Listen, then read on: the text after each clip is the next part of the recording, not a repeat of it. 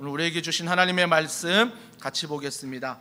하나님의 말씀은 마태복음 13장 44절부터 46절 말씀입니다. 제가 가진 성경 신약 22면에 있습니다. 마태복음 13장 44절부터 46절, 제가 먼저 44절 읽습니다.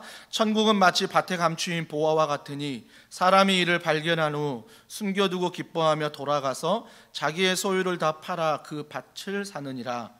또 천국은 마치 좋은 진주를 구하는 장사와 같으니 다 같이요. 극히 값진 진주 하나를 발견하며 가서 자기의 소유를 다 팔아 그 진주를 사느니라. 아멘. 가치 있는 말씀, 가치 있는 인생이란 제목으로 하나님 말씀을 전하도록 하겠습니다. 오늘 본문은 천국에 대해서 비유적으로 말씀하고 있습니다. 전체 문맥을 보면 앞에 문맥과 뒤에 문맥에도 여러 비유가 나옵니다. 근데 예수님이 그 비유는요, 앞뒤 문맥의 비유는 풀어주세요. 잘 풀어주시는데 오늘 천국과 이 진주, 보화에 대한 비유는 풀어주지 않습니다.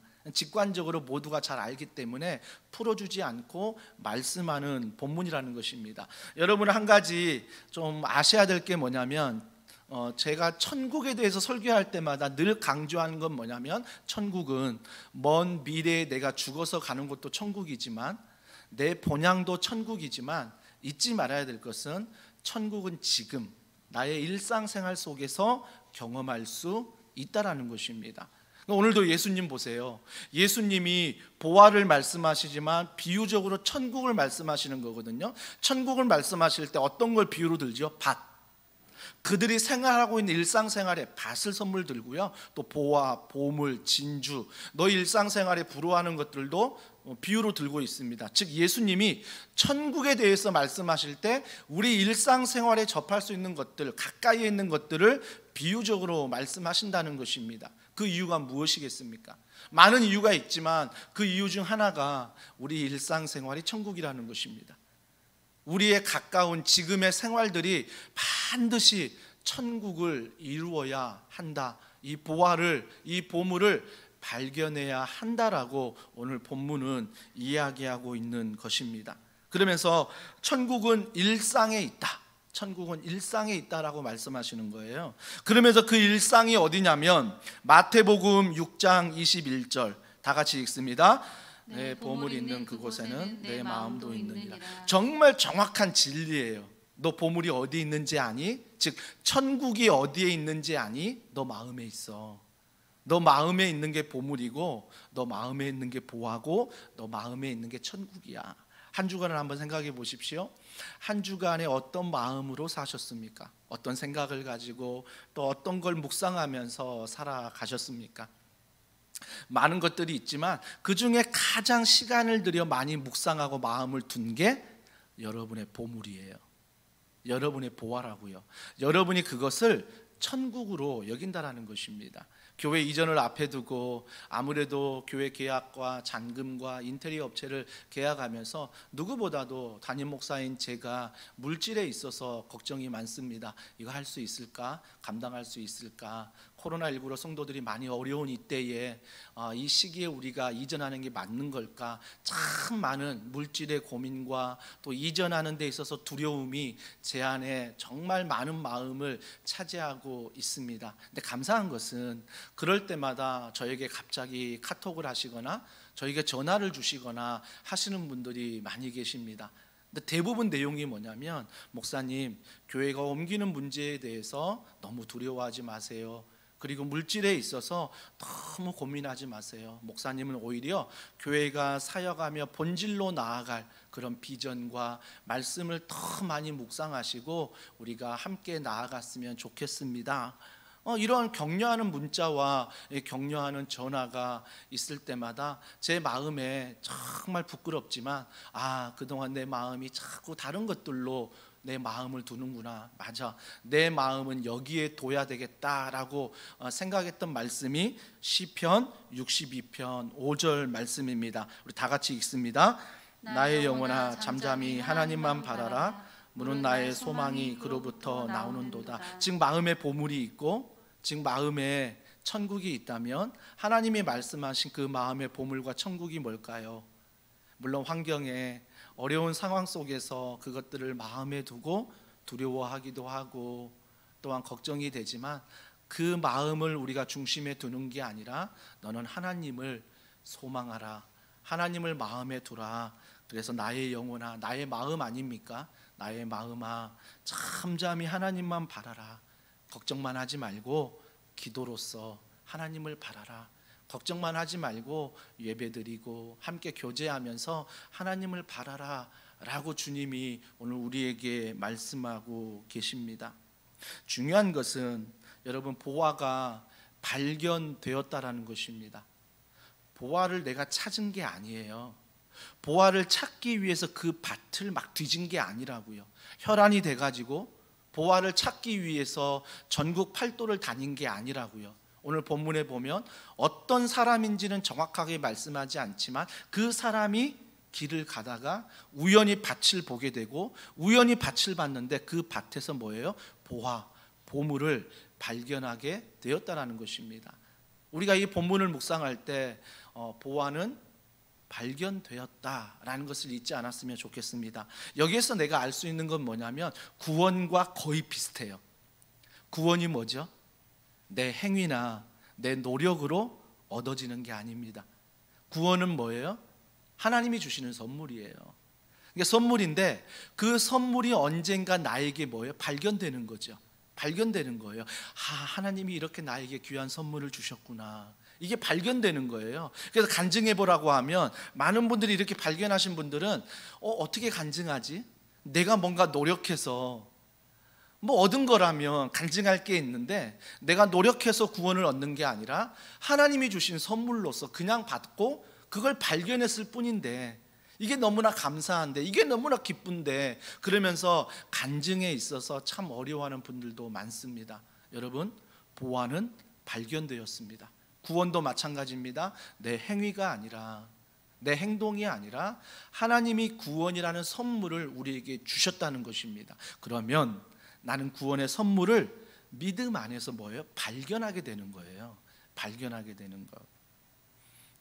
발견한 자의 태도가 참 중요합니다. 발견했는데 자 44절 자 사람 2부터 함께 읽습니다. 시작.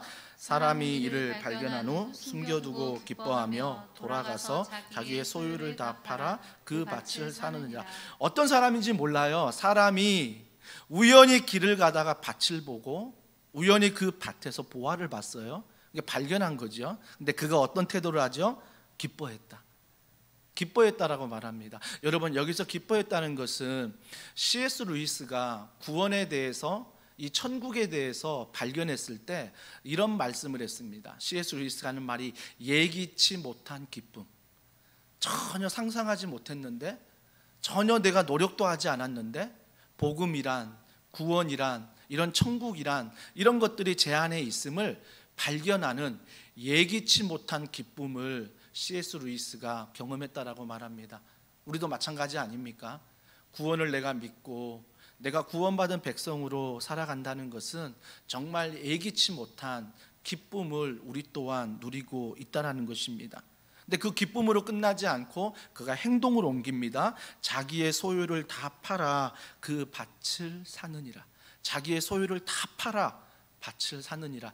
우리가 정서상 말씀을 볼 때 자꾸 하나님을 믿는데 다 팔아, 다 팔아. 자꾸 행동에 대해서 우리가 약간 부담을 느끼니까 교회 생활하면서 뭘 팔아야 되지? 자꾸 여기에 대해서 행동에만 우리의 최선과 우리의 노력에만 집중하는데 먼저 나온 것은 기쁨이었습니다. 먼저 나온 건 보화를 발견한 기쁨이었어요. 보화를 발견한 기쁨의 열매가 다 파는 거지 무작정 부담을 느끼고 다 팔라라는 게 아닙니다. 우리가 찬양했던 것처럼 집 팔고 땅 팔아 냉장고 팔아 막 찬양할 때 막 여러분 갑자기 입이 막 벌어지지 않는 분이 있죠. 왜냐하면 감히 그걸 고백했다가는 다 팔릴까 봐 또 그런 분도 있을 텐데 여러분 아니에요. 주님이 누구보다 우리의 형편을 아시고요. 주님이 누구보다 제 믿음 아세요. 어떤 분들은 땅을 팔 수 있는 믿음을 어떤 분은 집을 팔 수 있는 믿음을, 어떤 분은 냉장고를 팔 수 있는 믿음을, 어떤 분은 아무것도 없어서 정말 주님 앞에 기도할 수 있는 믿음을 주님이 주세요. 주님이 주시는 뭐예요? 보화, 그 보물, 그 천국을 가지고 우리가 신앙생활을 해야 한다라는 것입니다. 우리가 먼저 발견하는 건 기쁨이에요. 그 기쁨 뒤에 이러한 열매들이 일어난다라는 것입니다. 그러면서 그 보화 같은 구원을 발견한 다음에 우리가 몇 가지 질문할 게 있습니다. 첫 번째 질문은 그거예요. 왜 그 밭을 지나다가 땅에서 그 보물을 발견하지? 여러분, 고대 근동의 사회를 좀 이해하면 이해가 빠를 것입니다. 그때 당시는요, 자기의 많은 재산이 있을 때 땅에다가 묻는 사람들이 참 많았어요. 그래서 이 밭을 산 어떤 사람은요, 아마 그 밭 주인은 아닐 것 같아요. 누군지는 모르지만 그 밭을 보고 기뻐서 샀습니까? 아니면 그 밭의 보화를 보고 기뻐하며 샀습니까? 전자는 아니에요. 밭을 보고 기뻐하며 산 게 아니라 그 밭의 보화를 보고, 그 보화를 보고 기뻐하는 마음으로 샀다라는 것입니다. 그렇기 때문에 우리가 반드시 기억해야 될 것은 우리의 모든 기쁨의 근원은 보화예요. 보화. 그 보화가 무엇입니까? 예수 그리스도, 복음의 말씀, 성경의 66권 아닙니까? 그러니까 우리가 이걸 떠나서 무언가를 다른 것으로 기쁨을 얻고자 하는 것들이 있죠. 예를 들어 볼까요? 여러분이 만약 물질 때문에 기도한다면 그 물질 때문에 기도할 때 그 물질로 하나님 앞에 기도하는데 여전히 두려운 거예요. 여전히 기쁘지 않는 거죠. 왜? 하나님께 기도하는 게 중요한 게 아니라 그 물질이 내게 응답이 될 때 내가 기뻐할 수 있다는 것입니다. 우리의 기도의 기쁨은 뭐예요? 하나님의 기쁨이 아니라 그 밭처럼 내가 얻고자 하는 것에 가치를 두고 그것을 줄 때 주는 기쁨이라는 것입니다. 그걸 저는 좀 뼈저리게 마음은 아프지만 우상이라고 제가 늘 말씀을 드리고 있습니다. 그렇기 때문에 우연찮게 밭을 보고 그 밭을 내가 다 팔아 살 수 있었던 이유는 그 보화가 그 안에 있기 때문에 자기의 돈을 다 팔아 살 수 있었던 것입니다. 그래서 우리가 한 가지 질문해야 될 것, 그 밭이 아니라 그 밭에 보화가 가치가 있다는 것이고요. 또 하나는 질문은 우리가 이 상황 앞에서 종교적인 복음적인 신앙의 태도가 구분된다라는 것입니다. 여러분, 예를 들어 기쁨에 대해서 한번 생각해 보십시오. 종교 생활을 하시는 분은요, 그러니까 교회를 나오고 나의 최선과 나의 노력으로 내가 중심되어서 종교 생활을 하시는 분은 기쁨을 어디서 찾냐면 하나님께 찾는 게 아니라 내가 응답받는, 내가 누리는 것에 있어서 기쁨을 찾습니다. 내가 누리는 걸 주지 않으면, 내가 기도하는 걸 주지 않으면 하나도 신앙생활이 기쁘지 않는 거예요. 이게 종교생활이에요. 상대주의적으로 신앙생활하는 분들이 있습니다. 그게 뭐냐면 상대주의적인 신앙생활은 내게 뭔가를 주셨는데 옆에 비교하는 거죠. 나는 이만큼 주셨는데 왜 저 사람은 저만큼 줬지? 왜 우리 교회는 이만큼 주는데 저 교회는 저만큼 줬지? 하면서 비교하면서 다른 데보다 내가 더 많아야 되는 거예요. 내가 많이 누려야 된다는 거죠. 누려야 된다는 것. 여러분, 여기에 있어서 우리 교회가 교회를 이전하면서 감사한 건 참 많지만 지금도 교회 장소를 위해 기도하는 교회가 많고 지금도 교회 장소를 얻지 못해서 정말 어려운 곳에서 예배하는 선교지 너무나 많습니다. 우리가 잊지 말아야 돼요. 우리가 감사한 것은 정말 이 교회 장소와 모든 걸 통해서 감사함으로 기쁨으로 나아가 저 교회보다 우리 교회가 나음을 기뻐하는 것이 아니라 우리 교회가 이런 감사와 기쁨이 있으면 정말 어려운 도시와 선교지를 향해서 우리가 나눌 수 있어야 되는 거죠. 이게 진정한 감사하고 기쁨이라는 것입니다. 이게 바로 복음이에요. 복음. 이게 복음은 내가 기도한 게 응답돼서 기쁜 게 아니라, 복음은 저 교회보다 우리 교회가 부흥하니까 기쁜 게 아니라, 복음은 어떤 밭이든 예수 그리스도라는 말씀 보화가 내 안에 있기 때문에 기쁜 거예요. 기쁜 거라고요. 자꾸 종교 생활을 하다 보면 우리가 어디로 흘러가냐면 공로주의로 가요. 공로주의. 어떤 사람이 이런 일을 했고 어떤 사람이 이걸 맡고 있다. 공로주의로 갈 때가 너무나 많다라는 것입니다. 결국 공로주의로 가면 어디로 빠지냐면 보상심리로 빠져요. 공로를 했는데 나에게 이런 보상을 안 해주면 섭섭한 거죠. 섭섭한 거죠. 결국은 종교 생활은 내가 공로주의와 보상심리로, 한국 교회가 지금 이 문제로 굉장히 어지럽지 않습니까? 내가 교회에 이렇게 헌신했는데, 내가 이렇게 헌금했는데, 내가 교회 다니는 연수가 이 정도인데, 그러면서 이런 공로주의와 보상심리 때문에 교회마다 깨지고 갈라지고 아픔을 겪고 있지 않습니까? 이 농부는 그 밭이 좋아 산 게 아니라, 어느 땅의 몫이 좋아 산 게 아니라 그 안에 보물을 발견했기 때문에, 즉 예수 그리스도, 그분의 약속의 말씀의 가치를 알기 때문에 그가 자기의 모든 것을 드릴 수 있었던 것입니다. 바로 예수 그리스도가 그의 진정한 기쁨이었던 거죠. 그러면서 복음에 대해서 성경은 이렇게 말합니다. 요한일서 4장 10절 다 같이 읽습니다. 사랑은 여기 있으니 우리가 하나님을 사랑한 것이 아니요 하나님이 우리를 사랑하사 우리 죄를 속하기 위하여 화목제물로 그 아들을 보내셨습니다. 여러분, 이게 복음이에요. 내가 하나님 사랑한 것, 이건 종교예요. 내가 하나님을 더 사랑한다. 그러니까 어때요? 기도 제목 응답 안 되면 광야를 조금 지나고 있으면 섭섭한 거죠. 하나님 나한테 왜 이러세요? 이게 종교 생활이라고요. 근데 복음은 뭐라고 말합니까? 사랑은 여기 있으니 우리가 하나님을 사랑한 것이 아니요. 그 보화가 있는 이유가 우리의 노력이요, 우리의 최선이 아니라 예수 그리스도 보화는 나에게 발견되는 것이요, 그분이 더 나를 사랑하신다는 것입니다. 기억하십시오. 하나님이 누구보다도 여러분의 눈물을 아십니다. 하나님이 누구보다도 여러분의 고민을 아시고 여러분의 아픔을 아십니다. 그 이유는 바로 나를 사랑하시기 때문입니다. 나를 사랑하신 분이 그분이시고요. 또 에베소서 2장 8절과 9절입니다. 다 같이 읽습니다. 너희는 그 은혜에 의하여 믿음으로 말미암아 구원을 받았으니 이것은 너희에게서 난 것이 아니요 하나님의 선물이라. 행위에서 난 것이 아니니 이는 누구든지 자랑하지 못하게 함이라. 그래서 그 밭의 그 보물을 발견하고 누구도 자랑할 수 없어요. 내 행위로 한 게 아니기 때문에, 하나님이 우연히 발견하게 하시고 하나님이 나에게 선물로 주셨기 때문에 내 행위를 자랑하는 게 아니라 뭐예요? 그분의 은혜, 그분의 은혜를 자랑할 뿐이죠. 사랑하는 성도 여러분, 그래서 우리는 진짜 영광을 만나면요 아까울 게 없어요. 진짜 그렇더라고요. 진짜 하나님을 만나면 내 시간이 아깝지 않습니다. 내 물질도 고민은 되겠지만 아깝지 않아요. 그래서 주님 앞에 드릴 수 있다라는 것입니다. 그래서 우리는 진짜를 만나야 돼. 진짜. 사도 바울 보세요. 사도 바울이 많은 것을 가지고 있고 누릴 수 있는 스펙도 있었지만 그가 진짜를 만나자 이렇게 고백합니다. 빌립보서 3장 7절과 9절 다 같이 읽습니다.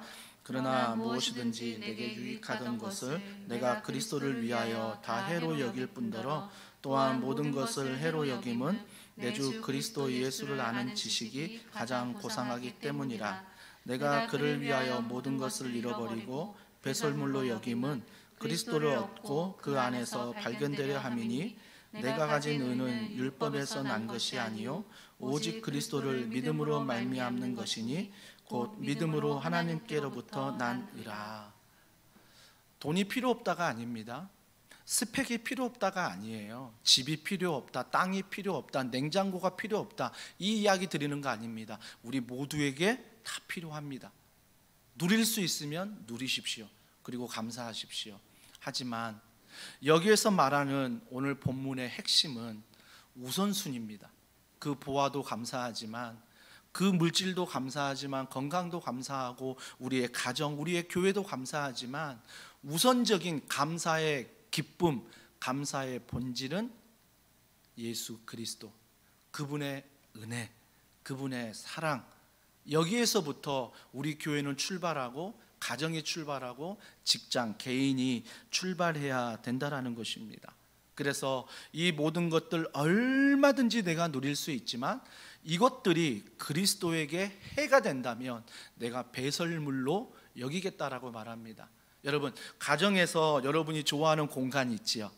여러분만의 공간이 있잖아요. 물론 자녀들이 많으면 내 공간이 없을 수도 있는데 그 공간만 가면 편해지고 마음이 좀 평화로운 공간들이 참 많습니다. 저도 저희 집에 그런 공간들이 몇 군데가 있는데 그런 공간 중에 하나가 뭐냐면 저는 화장실이에요. 화장실이 뭐냐면 아무리 맛있는 걸 먹어도, 아무리 좋은 대화를 나누고 가정에서 사랑을 나눠도 우리가 그것들을 다 몸에서 받아서 버릴 건 버리지 않으면 내 몸이 망가져요. 망가진다고요. 그래서 화장실에서 버릴 건 다 버리는 거잖아요. 버릴 건 버리는 것. 그러니까 사도 바울이 그거예요. 내가 많은 것을 가지고 있고 누리지만 예수 그리스도를 믿음에 있어서 버릴 것은 내가 버린다는 거죠. 누구 때문에? 예수 그리스도라는 보화 때문에. 그게 진정한 가치가 있는 거고 그게 진정한 영광이 있는 것이기 때문에 우선적으로 내 마음을 정하겠다라고 사도 바울이 말하는 것입니다. 하지만 우리가 내 자신을 누구보다 잘 알아요. 지금은 보화를 버릴 것 같고, 지금은 물질, 지금은 다른 것들 다 버린다고 말하지만 실질적으로 내 삶에 있어서 하루, 이틀, 한 주간을 살면 흔들리게 돼요. 흔들리게 돼요. 내 감정이 흔들리고 내 환경이 흔들리고 내 직장이 막 흔들려요. 막 교회가 막 흔들릴 때가 있잖아요. 흔들릴 때. 주님은요, 그런 우리의 연약함을 아셔요. 근데 그 연약함 때 우리가 어떻게 해야 되느냐? 여전히 내 안에 보아 예수 그리스도가 있고 말씀이 있는데 흔들릴 때 어떻게 해야 되느냐? 질문과 신앙 고백으로 나누어진다는 것입니다. 보아는 아는데, 그리스도를 아는데 흔들릴 때 어떤 사람은 질문을 하고요, 어떤 사람은 신앙 고백을 한다라는 것입니다. 자, 욥기 23장 10절을 보십시오. 다 같이 읽습니다. 시작. 그러나 내가 가는 길을 오직 아시나니 그가 나를 단련하신 후에는 내가 순금같이 되어. 여러분 잘 아시지요? 욥의 신앙 고백입니다. 욥의 신앙 고백이에요. 근데요, 욥의 신앙 고백이지만 원어에 보면, 히브리서에 보면 원어 가운데 이런 뉘앙스의 말씀이 들어 있습니다. 어떤 뉘앙스냐면 하나님이 내 걸음 다 아시잖아요. 내가 한 발짝 한 발짝 걸어가는 거 다 아시지요. 나의 걸음을 아시는 분, 내가 어떻게 사신 것도 하나님 아시지요. 그런데 나에게 왜 이러세요? 다 아시는 하나님이 나에게 왜 이런 고난을, 왜 이런 아픔을 나에게 허락하세요? 라고 질문하는 것입니다. 욥은 그 고난 앞에서 질문하고 있어요. 질문하고 있다고요. 물론 뒤에 보면 욥이 그 질문을 기도로 가져오고 그 질문을 기도로 가져와 하나님이 그 질문과 기도를 칭찬하셨지만 욥은 그 흔들리는 상황에서 질문하고 있습니다. 우리도 보화는 있어요. 예수 그리스도라는 보화를 가지고 있고 말씀의 약속도 가지고 있어요. 그리고 나서 신앙생활을 잘하고 있는데, 그래서 다른 것들이 우선순위가 아니라 그 보화 되신 예수 그리스도와 말씀이 우선순위로 잘 살고 있는데 나를 흔드는 것들이 있어요. 나를 흔들리게 하는 것들이 있다고요. 그때 어떤 사람들은 질문을 합니다. 하나님, 제가 이렇게 사는데 왜 나에게 이렇게 하세요? 하나님, 내가 이렇게 기도하는데 왜 나에게 이렇게 주세요? 질문하는 사람들이 있어요. 근데 그 반대로 흔들릴 때 신앙 고백하는 사람들이 있습니다. 자, 룻기 1장 16절과 17절 말씀 다 같이 읽습니다. 룻이 이르되 내게 어머니를 떠나며 어머니를 따르지 말고 돌아가라. 강권하지 마옵소서. 어머니께서 가시는 곳에 나도 가고 어머니께서 머무시는 곳에서 나도 머물겠나이다. 어머니의 백성이 나의 백성이 되고 어머니의 하나님이 나의 하나님이 되시리니 어머니께서 죽으시는 곳에서 나도 죽어 거기 묻힐 것이라. 만일 내가 죽는 일 외에 어머니를 떠나면 여호와께서 내게 벌을 내리시고 더 내리시기를 원하나이다 하는지라. 여러분 문맥을 잘 아시지요?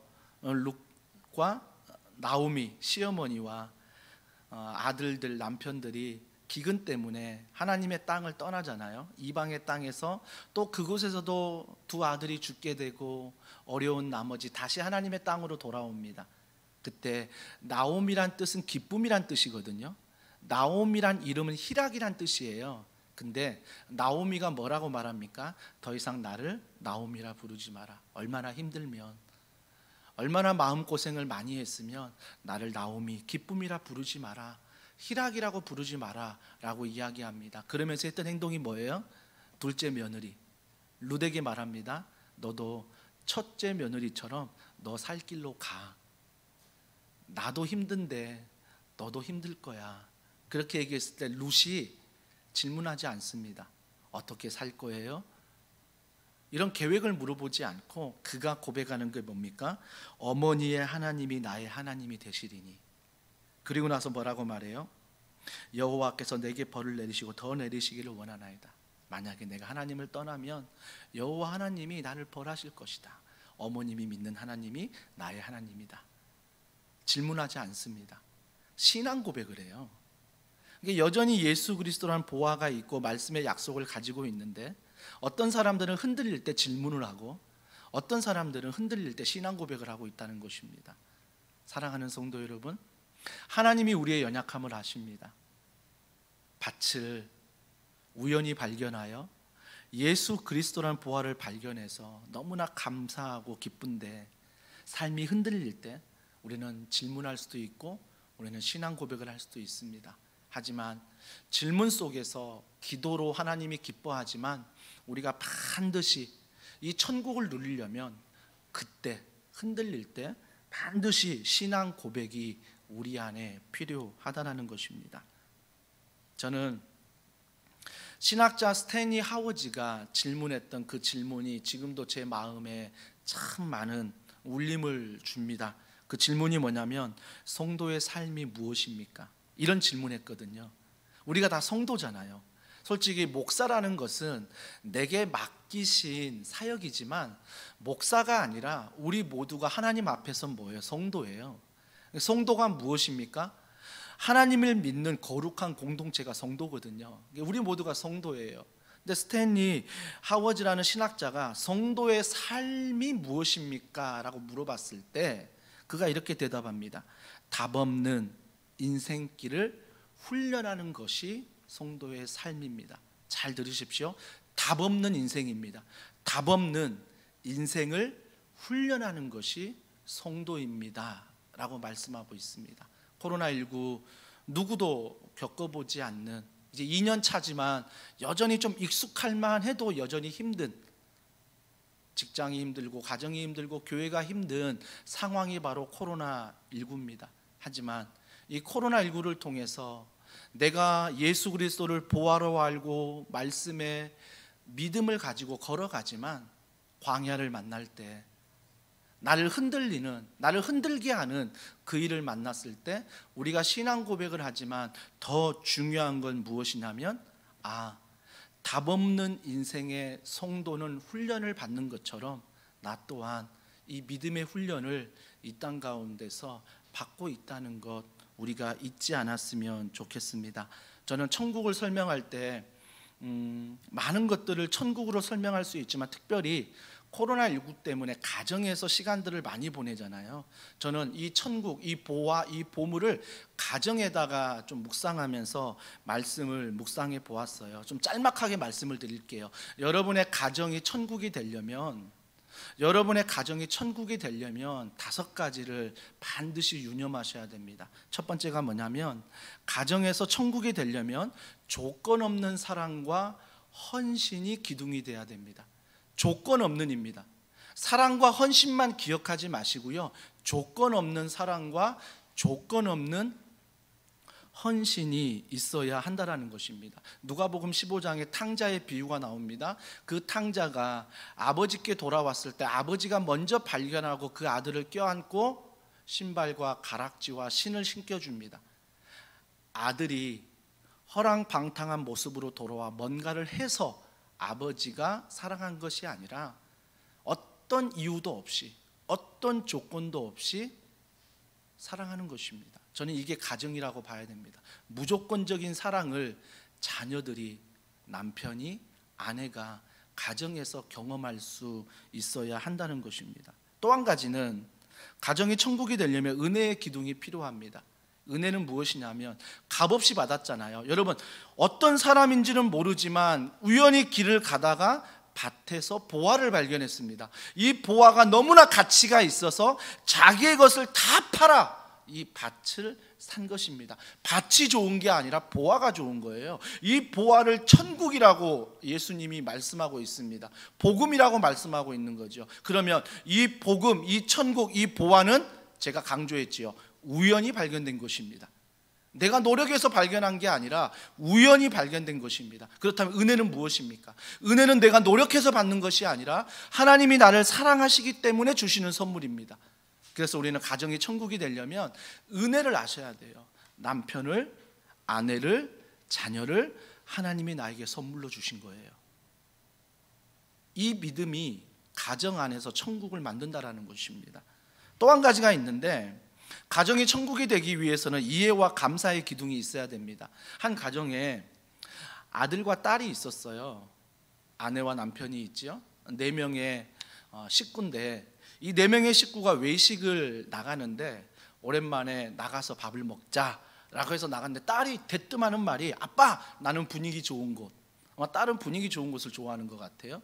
아들이 말합니다. 나는 양이 많은 곳. 양이 많은 곳. 분위기 상관없다라는 거죠. 아내가 말합니다. 나는 건강식, 건강한 음식을 먹고 싶다라고 말합니다. 아빠가 말합니다. 뭐라고 말했을까요? 나는 싼데, 나는 싼 곳 가는 거예요. 그러니까 4명이 다 달라요. 외식을 하는데 가족인데 뭔가를 하려고 하는데 다 다른 거예요. 취향이 다르고 기질이 다르고 성향이 다른 거죠. 그때 천국이 되려면 어떻게 해야 됩니까? 오늘은 딸에게, 오늘은 아들에게, 또 어떨 때는 아내에게, 어떨 때는 아빠에게 서로가 틀린 게 아니라 이해하면서 소통하면서 서로가 맞춰가는 것입니다. 이것이 바로 천국을 이루는 거예요.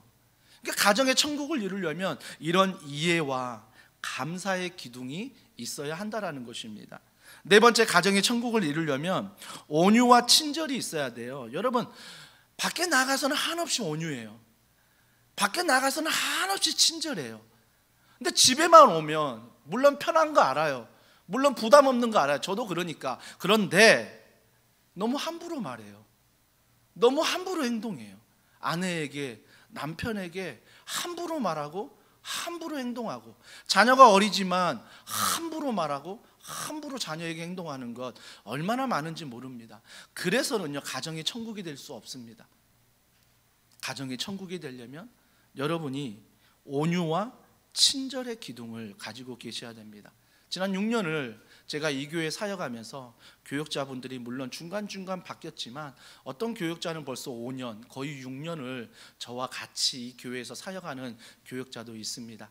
저는 교역자들에게 한 번도 담임 목사와 부교역자라는 생각을 해보진 않았습니다. 동역자예요. 이런 생각이 없으면요, 제가 우리 교역자들에게 함부로 말할 것입니다.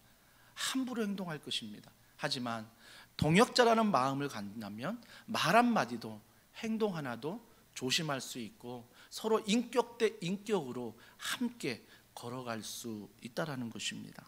그래서 친하다는 이유로, 가까이 있다는 이유로, 나를 가장 많이 안다는 이유로 함부로 말하거나 함부로 행동하지 말라라는 것입니다. 마지막 한 가지, 가정을 천국으로 만들려면 믿음을 전수해야 한다는 것입니다. 남편이 아내에게, 아내가 남편에게, 또한 자녀에게, 서로가 서로에게 이 믿음의 전수를 해야 한다는 것입니다. 특별히 자녀, 부모님의 모습을 그대로 보고 배웁니다. 부모님의 말, 부모님의 행동, 또한 뒷모습을 보고 그대로 자녀들은 배우는 거죠. 그래서 고3이 되면 부모님이 야 1년만 교회 쉬어. 과연 1년만 쉴까요? 그 신앙 안에서요, 나중에 그 아이가 성장해서 어떤 시험을 당하면 부모님이 했던 그 말, 그 모습 그대로 교회는 시험 있을 때는 쉬는 곳이야 라고 해서 빠지게 되는 것입니다. 부모님이 어려운 일을 당할 때 먼저 기도하는 모습을 보이면, 자녀들이 어려움을 당하면 가장 먼저 붙드는 것은 기도일 것입니다. 그렇기 때문에 우리 가정에 작은 천국을 이루려면 여러분들이 좋은 모델들이 서로 되셔야 한다라는 것입니다. 무엇보다 블레스, 이 밥상을 잊지 마십시오. 목사님, 가정 예배를 어떻게 드려야 되나요? 좀 모델을 주시고 책을 주시고 뭘 자료를 주세요. 물론 그 자료도 중요합니다. 모델도 중요합니다. 근데 가장 중요한 것은 우리가 함께 식사하는, 가족이 함께하는 그 밥상 공동체에서 오늘 들었던 천국에 대한 말씀, 어떤 은혜를 받았니? 그러면서 그 말씀을 나누고, 그 말씀 안에 기도 제목이 있으면 우리가 손을 잡고 함께 기도하자. 하나님, 이 문제가 우리의 중심이 아니라 예수 그리스도, 그분이 우리 아이의, 우리 남편의, 우리 자녀의 중심이 되게 하여 주시옵소서. 이 믿음의 기둥이 가정 안에서 세워져 가는 것입니다. 그래서 이 천국은 우리가 일상생활에서, 제가 경험한다고 서두에 말했잖아요. 그 일상생활에서 교회와 가정과 직장, 그 여러분이 살아가는 도시, 선교지 잊지 마시기 바랍니다. 이 모든 천국은 어디에서나 일상생활에서 이 보화는 예수 그리스도, 말씀은 발견될 수 있다라는 것입니다. 그래서 우리가 진짜 영원한 가치를 발견하면 아까울 게 없어요. 진짜 그래요. 예수 그리스도 발견하면요, 진짜 하나님 앞에 내 시간, 물질, 뭐 다른 것도 아까울 게 없는 거죠. 요 며칠 아내가 가을이 되면서 여행에 대해서 몇 가지 저한테 막 얘기를 하더라고요. 막 TV를 봐도, 어떤 드라마를 보면 막 캠핑도 가고 그러면서 막 자기도 여행을 좀 가고 싶다, 그러면서 좀 여행을 가면 안 되겠냐, 준서가 어렸을 때 캠핑에 대한 기억도 주면 좋겠다. 참 많은 설득력 있는 그 말을 들을 때 참 아빠로서, 아내로서 마음이 아팠는데, 그럼에도 불구하고 내가 주님 앞에 시간을 드리고 주님 앞에 마음을 드리는 거에 있어서 저는 그거보다 더 크게 느끼거나 아깝게 생각하지는 않습니다. 물론 아내도 마찬가지고 우리 아이들도 마찬가지입니다. 여러분, 물론 그렇다고 해서 제가 여행도 안 가고 그런 거 할 거 다 해요. 걱정하지 마세요. 할 거 다 하는데 우리의 마음의 가치가 하나님의 그 보화, 예수 그리스도 말씀의 가치가 진짜 영원한 가치라고 생각한다면 다른 것들의 가치는 그거 안에서 해결이 되는 거예요. 해결이 되는 것. 그래서 오늘 말씀, 가치 있는 말씀, 가치 있는 인생, 이번 한 주간도 이 말씀 안에서, 밭이라는 세상 안에서 우연히 발견한 것처럼 그 보화 예수 그리스도를 말씀 안에 발견하며 걸어가는 귀한 한 주간이 되길 주님의 이름으로 축복합니다. 오늘 말씀을 기억하면서 우리 이 찬양 주님 앞에 고백하면 좋겠습니다. 주님 나를 부르시니 두려움 없이 배에서 나아가리라. 여러분, 배에서 얼마나 두려워요. 파도가 일고 혹시 그 바다에 빠지지는 않을까, 혹시 그 물에 잠기지는 않을까, 혹시 죽지는 않을까, 끝나지는 않을까, 얼마나 두렵습니까? 근데 주님이 말씀하실 때 그 배에서 나올 수 있는 거죠. 오늘 말씀을 기억하면서 이 찬양 우리 주님 앞에 고백합니다. 주님 나를 부르시니 주님 나를 부르시니 두려움 없이 배에서 나아가리라.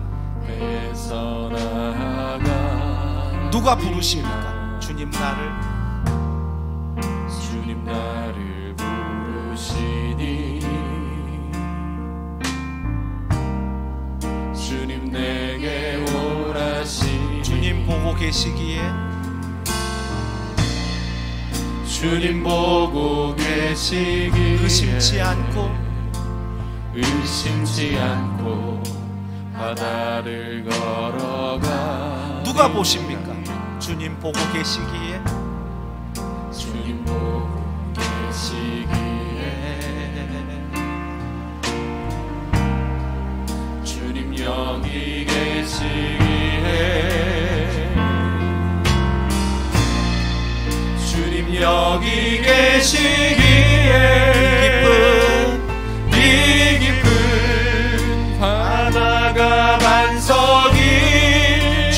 여기 계시기에 주님 여기 계시기에 반석 위를 내가 걸어가리라.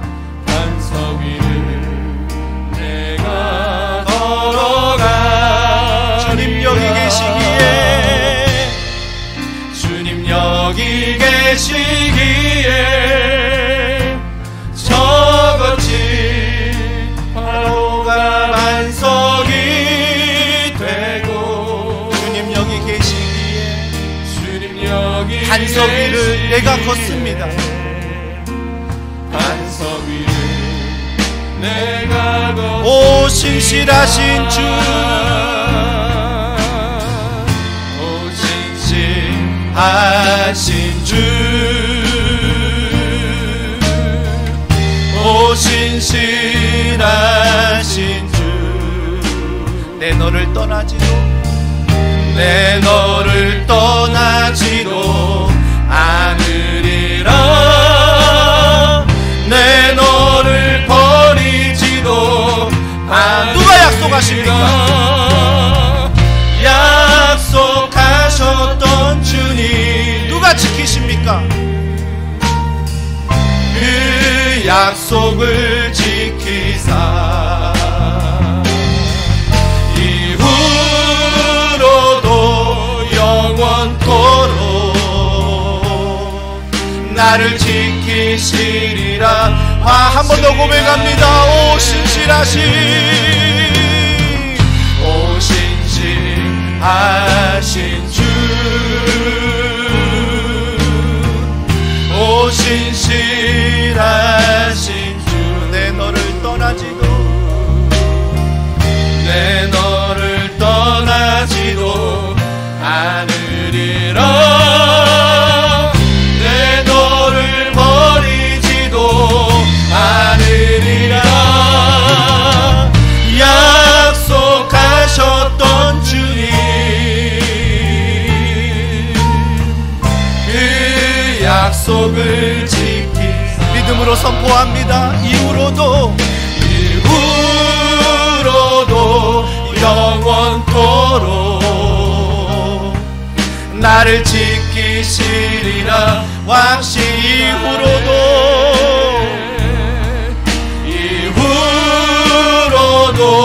영원토록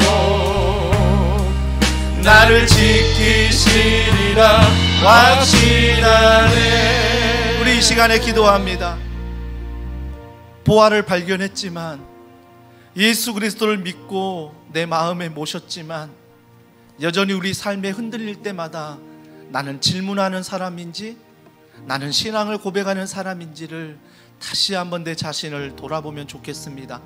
그래서 이번 한 주간 자꾸 내 마음이 밭에 가는 것이 아니라 보화 되신 예수 그리스도, 그분을 떠나 다른 곳에 내 마음이 갈 때마다 다시 한번 성령을 의지하고 말씀을 의지하여, 주님, 밭으로 내 모든 걸 투자하는 것이 아니라 그 보화 되신 예수 그리스도 앞에 내 시간을, 내 물질을, 내 삶을 드리며 살아갈 수 있도록 주님이 함께 해달라고, 내 너를 버리지도 아니하며 내 너를 떠나지도 않는다는 이 약속이 이번 한 주간 순간순간마다 믿음으로 작동하게 하여 주시옵소서. 우리의 가정을 축복해 달라고 우리 시간에 합심해서 함께 기도하겠습니다.